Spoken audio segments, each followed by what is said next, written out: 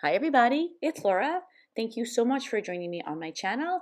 Today I have a layout that I made using the August My Creative Scrapbook limited edition kit. In the August kit, we received some gorgeous papers and embellishments from the Prima Avec Amour collection. At the beginning of the video, I flipped through the papers I'm going to be using for this layout. I started out the layout by cutting out some strips that I thought would look nice layered on top of each other. I'm going to have two on the right hand side and two on the left hand side. I'm using some distress ink in Vintage Photo to ink the edges of all of these strips. I have a few videos that I have fallen behind on, and this is one of them, and I wanted to get this up on my channel and free up some computer space so that I can make some new videos. I wanted the strips to have white borders so that they would contrast a little bit with the papers that are underneath them. So I used some white cardstock and I traced along the edge with a pencil. I'm going to cut along this pencil line, and then I will repeat this process 4 times so that I have a border strip to put behind each of those 4 strips of pattern paper. After I finished cutting out this border strip, I tried the pattern paper on top of it. I just wanted to make sure that it looks the way I thought it would look in my mind, and I was happy with it. I thought that it gave, like I said, a little bit of contrast and separation between the layers of paper. So I got another piece of white cardstock, and then I traced the template onto the white cardstock several more times so that I would have enough for each of those 4 strips. And then of course I cut them all out. And then I attached the strips of paper together, just trying to make sure that I leave the same amount of white edging on each of the strips so that they'll all look consistent. Now I have all 4 strips cut out and the white border is attached, and now I'm going to begin assembling these strips of paper. I'm going to use this piece of pattern paper that I was going to recycle but then decided I should hang on to for situations like this when I want to assemble a number of elements together on a background. I decided to attach 2 of the strips down to some cardboard. The reason for this is to give those strips that are going to sit on top just a little bit of dimension. I didn't want to go crazy with the dimension, but I just wanted the top layer to look a little bit higher than the bottom layer. So once again, I traced along the edge of the pattern paper, this time on some cardboard, and then I mounted the strips of paper on the cardboard and then cut the excess cardboard off, because of course I don't want you to be able to see any cardboard on my layout.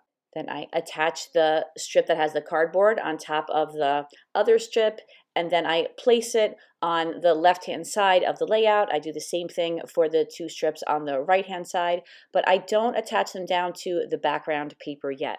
And that's because I want to use this beautiful piece of blue and pink pattern paper between the 2 strips. So I cut it down a little bit because I didn't want to waste any paper that I knew was going to get covered up. I attached it down to that 12 by 12 inch piece of paper, and then I was able to finally attach those 2 strips that I had layered earlier on top of the blue paper. I'm going to place my photo in the center of the layout. I'm going to use the frame that you see off to the right that was fussy cut out from one of the pattern papers. I was thinking that I should keep that same idea of having a white border all around the edge as I did with the strips of paper. So I'm putting some ATG adhesive on the back of the frame, trying to be really careful that I don't rip it with the ATG gun. And then I'm going to fussy cut all around the outside of the frame so that it also has a white border. I wanted there to be a white border all around not only the outside of the frame but the inside of the frame, so I started off by cutting a border on the inside of the frame.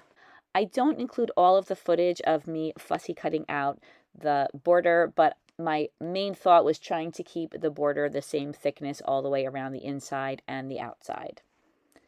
Now I'm going to make some strips of paper that have white borders once again. That seemed to be the theme for this layout. So I cut some really thin strips of paper. These are strips of pattern paper, and then I place them on a just slightly wider strip of white This was actually an idea that I got after I had already started with the layout. So I had to tuck these strips underneath those strips of paper that I already attached down. But since I used the ATG adhesive, it wasn't super hard to do. I wanted to use these strips of paper to give a little bit of interest to the background. Not that there aren't already some beautiful flowers on the background, but I thought that by dividing the background using these strips of paper, it would add a little bit more to the layout. I probably should have done some measuring with my ruler, but instead I used the flowers that are on the pattern paper in the background to help guide me as to where I should put these strips of paper, and it ended up working out pretty well. I tried to put the strips of paper in the middle of two of the flowers on a diagonal, and I think they're not perfect, but they are fairly evenly spaced. I did some weaving of the strips of paper.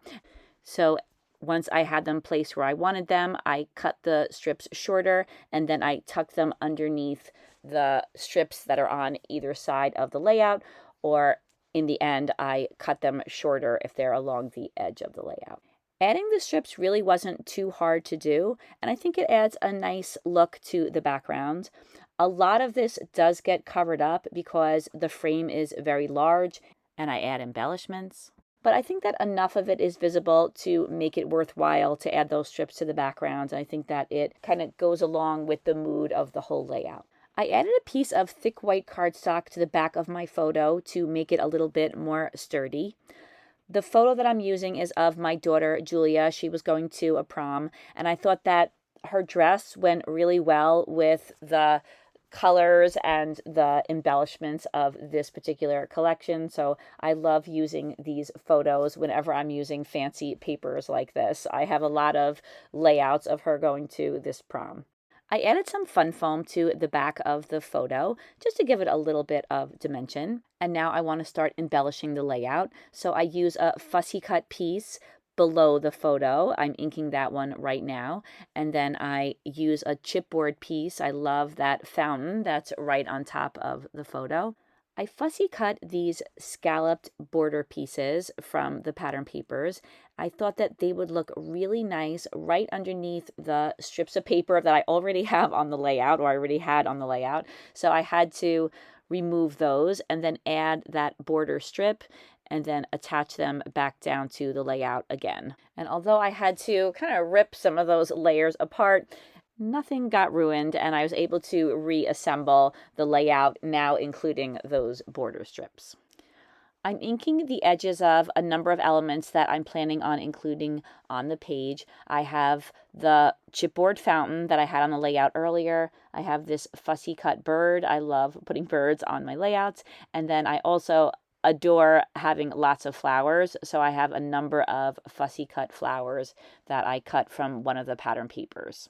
I'm tucking those flowers behind the photo in the upper left-hand corner and again in the lower right-hand corner.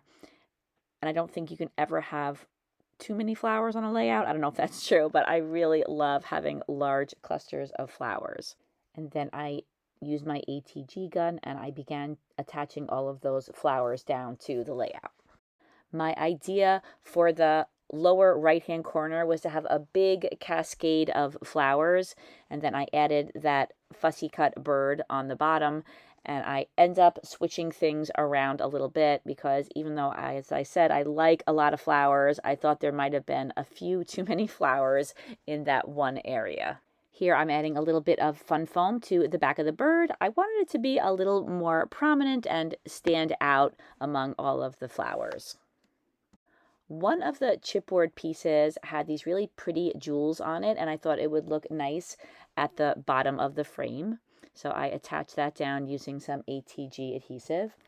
And now I am using my Distress Oxides to ink some of these die cut pieces so that I can use them on the layout to embellish the flowers a little bit. I selected a Distress Oxide called Peeled Paint because, of course, I wanted these branches to be green. And then I was thinking that that color was a little bit too light, so then I added some forest moss to the die cut pieces. And then I wasn't happy with that. I wanted them to have another color added in, so I also added some Distress Oxide in pine needles. And I'll get back to those branches in a moment. It suddenly struck me that I could make this layout look a little bit more fancy with some strips of self-adhesive pearls. So I am adding them all along the 2 border strips on either side. There's kind of a scallop pattern all along the edge, and that's what I'm following as I apply these strips of jewels. I get these from the Eyelet Outlet, and I think they come in really handy when embellishing these beautiful Prima papers. Then I was thinking that because I have so many pearls along those borders, that it would make sense to add some pearls to the frame since I want to draw the most attention to my photo. I do want to mention that I did not use one long continuous strip of pearls throughout the entire area that I'm adding the pearls to. I did often cut them into smaller strips. That helps them to stay in place. Sometimes if you're putting the strips of pearls around a curve, they will later come up if they're not cut into pieces because it's just too much stress on that strip of pearls to bend a lot. I'm popping up some of those flower clusters on some foam. I thought that it would look nice if some of them were popped up and then some of them were laying flat against the page. You could see that at the bottom of the layout, I have kind of separated the flowers in the lower right-hand corner into a separate cluster for the bird. I'm also adding some die cut branches. These are white branches. I thought that this would help to give those clusters a little bit more volume, and I'm also going to add those green leaves that I had inked earlier to the clusters in a little bit. I cut these branches using a die from a company called Creative Expressions. The name of the die set is Berry Branches. I really like this particular die. I think it's nice that you could cut the die cuts into smaller pieces and just use little bits in the clusters. Here I'm adding some more die cut flowers to the layout. I'm adding flowers to the left of the bird that's on the bottom. So the bird has its own cluster on the bottom now, and I made the cluster to the lower right-hand side of the frame a little bit smaller. Of course, I have to add a few branches to that cluster as well so that it'll go along with everything else on the page. Now I'm going to start adding those branches that I had inked earlier, and I'm going to be tucking those behind those white branches because these are a little bit bigger than the white ones. And then I continued to add those green branches until I felt that the clusters looked full and I was happy with them. There were 2 chipboard pieces. One says adore, one says you. So I decided that those would serve as my title, and I have them placed on top of the fountain at the top of the layout. And now I'm removing one of the die cut flowers and replacing it with another one. I think that the one that I am popping up right now on some foam matched a little bit better and had a little bit of a nicer shape for that particular spot than the other one did. So I pulled out the first cluster of flowers and put that to the side. And then, of course, I had to rearrange the green leaves and the white branches around the new piece that I added in. And then to round off the bottom of that cluster, I included one more very tiny flower along with a little piece of a green die cut stem that I tucked to the left of it. And then I used some gel glue and I attached all of the elements down to the page. I also attached the chipboard title down. I do that off camera. That is the very last touch. This layout is complete, and here are some close-ups. Thank you so much for watching this video. I really hope that you enjoyed watching it.